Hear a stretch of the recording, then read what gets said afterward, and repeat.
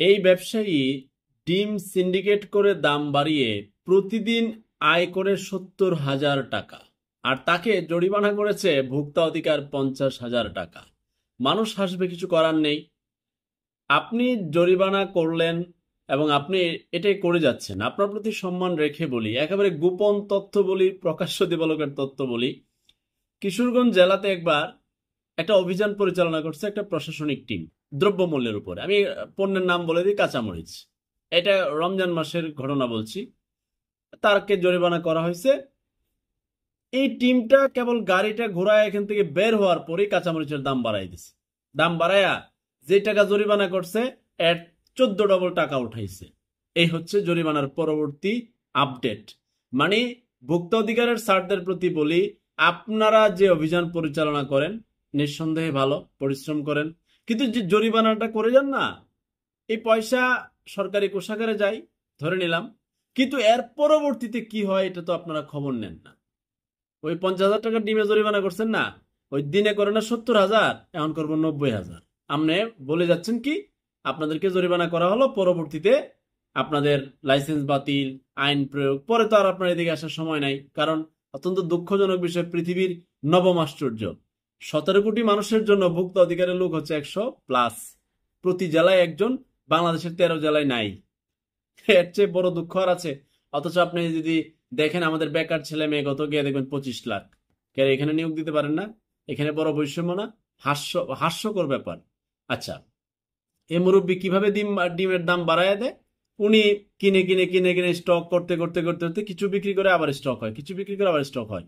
ওই যে মনে করেন 11 টাকা পিস কিনছে, এখন সে 12 টাকা 55 পয়সা পিস বিক্রি করতেছে। এই হচ্ছে তার অপরাধ, এবং এই অপরাধে তার কোনো ভাউচার টাউচার কিচ্ছু নাই। আর ডিমের বাজার না, বহু বহু বড় বড় পণ্য খালি মোবাইলে এত বিক্রি করো, এত মেসেজ দেয়, এভাবেই চলছে। আর ভুক্ত অধিকারীদের পিছন পিছন দৌড়াচ্ছে। আর মনে করেন কোনো লাগাল তো পাবেন না, সম্ভাবনাও নাই।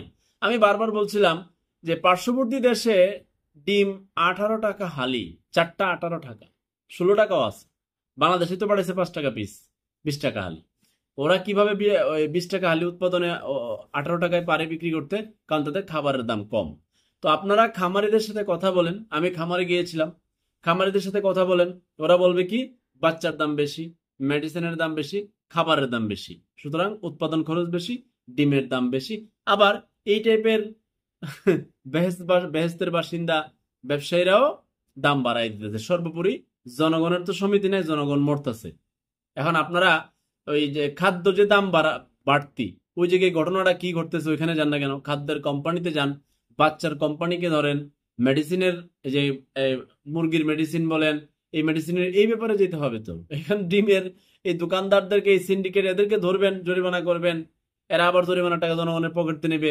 এই খেলার কতদিন চালাবেন বলেন তো? কতদিন চালাবেন? বহু সরকারের মন্ত্রীরা বলছে যে না, সিন্ডিকেটে হাত দেওয়া যাবে না, সিন্ডিকেটে এত শক্তিশালী। আমি আপনাকে লিখিত বলে দেই, যে কোনো সরকারের যেতে সিন্ডিকেট শক্তিশালী। কেন? ওই সরকারের কিছু খারাপ মানুষ থাকে, তাদেরকে আলগা পাতি দেয়, দিয়ে দিয়ে সিন্ডিকেট বাণিজ্য করে। আপনি তাদের ধারে কাছেও ফিরতে পারবেন না। এরা হাজার হাজার কোটি টাকার মালিক। এখন আপনি তেলের সিন্ডিকেট হবে, ওই গিয়ে দেখবেন ভিতরে বড় বড় বসুন্ধরা গ্রুপ, টিকে গ্রুপ, মেঘনা গ্রুপ। এই গ্রুপে গিয়া এই প্রশাসন, এই ভোক্তা অধিকারের স্যাররা কোনো বিচারের ক্ষমতা নাই, থাকলেও নাই। তো এইভাবে কতদিন বলেন তো স্যার? আপনি তো পরিশ্রম করছেন, আপনার পরিশ্রমের প্রতি শ্রদ্ধা রইল, কিন্তু আপনার জরিমানার সিস্টেমের এই প্রথা চালাই দেখবেন, কারো বাপের ক্ষমতা নাই। আমি আবারও বলছি, কারো বাপের ক্ষমতা নাই বাংলাদেশের সিন্ডিকেট দূর করার জন্য। পৃথিবীর অন্য রাষ্ট্রের খবর লন, যে এই টাইপের অপরাধ করলে তারা কি করে? তার 14 গোষ্ঠীর লাইসেন্স বাতিল করে দেয়, এমন শাস্তি দেয় তার বাপের জন্মে তার বংশের কেউ সেই শাস্তি, এই অন্যায় করার সুযোগ পায় না। আর আমার সোনার বাংলাদেশে চমৎকার 20,000, 10,000, 50,000 জরিমানা। তো জরিমানা চালায় যান, আর এরা সিন্ডিকেট করে যাক। মহান আল্লাহ পাক যেদিন ধরবে, সব তন্ত্রে হুতাইবে। আল্লাহ হাফেজ।